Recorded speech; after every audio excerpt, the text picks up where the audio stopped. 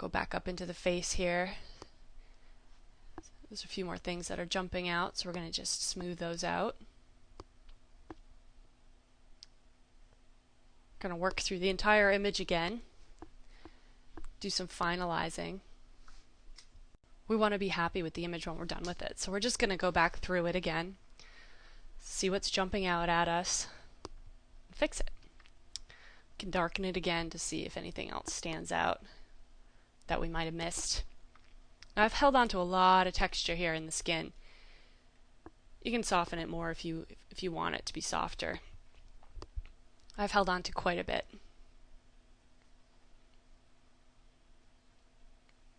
So we're just going to go through it now, and by burning and dodging these larger areas with a bigger brush, I'm emphasizing the shape, the way that the light is hitting her face, the bone structure.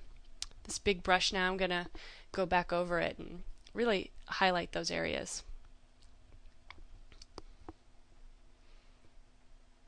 By working on it from afar like this, you can see what's uneven.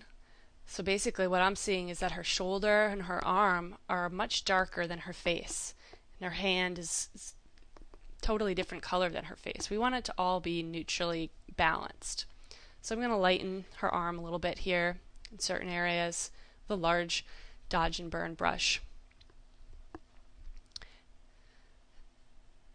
It's important to work close up and far away. That way, when you're done with the image, it really looks good from both afar and up close, because who knows, it might end up being printed poster size and you're going to need it to look good close up as well as from afar.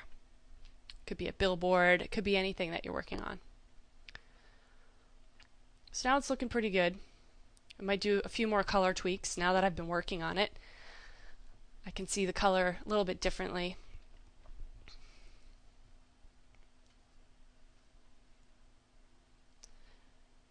It's looking pretty good. You can see all this texture that I've held on to.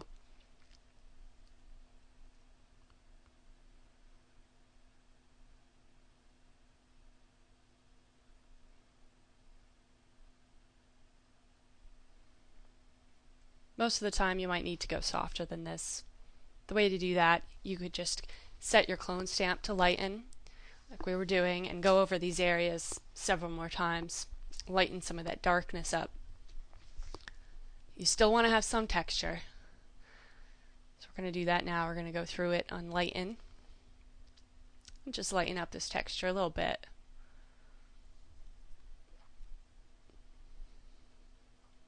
We don't want to lose it completely though. So we're just going to, by lightening the dark areas, it's just going to look smoother.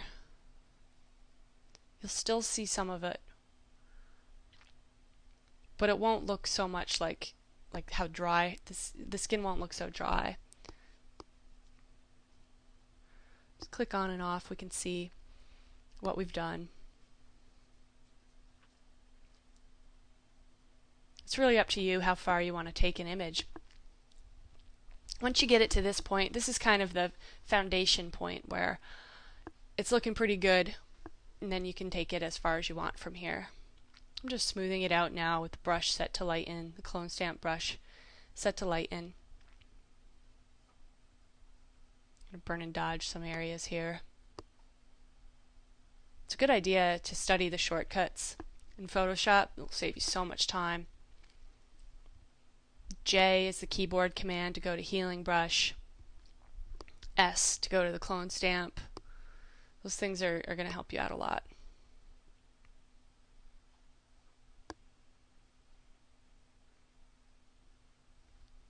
So just dodge and burn a little bit. Just going over what we did before. Make it a little bit more dramatic. Re-emphasize some of these areas.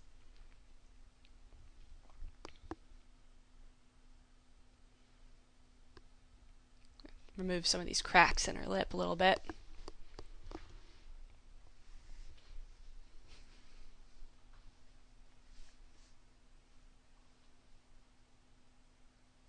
Just going over the whole image again.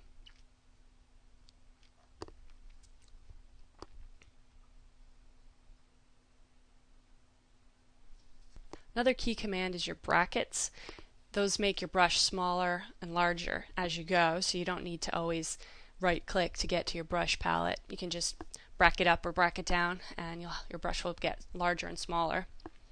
It speeds things up when you're working. I use that all the time. So we're just doing some more burning and dodging here, cleaning it up, balancing out these areas, spending a little time on them since we spent most of the time on the face. We want to balance this area so that it matches the face. We also want the emphasis to be on the face though, so that's why we spent so much time there, but we do want it to be balanced. So we're going to just go through it and clean it up. Take some of these hairs out that might be distracting us from our focal point.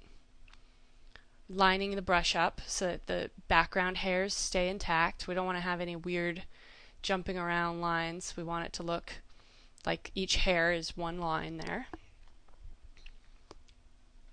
Let's zoom out and take a look at what we got here. It's looking a lot better. It's looking pretty good.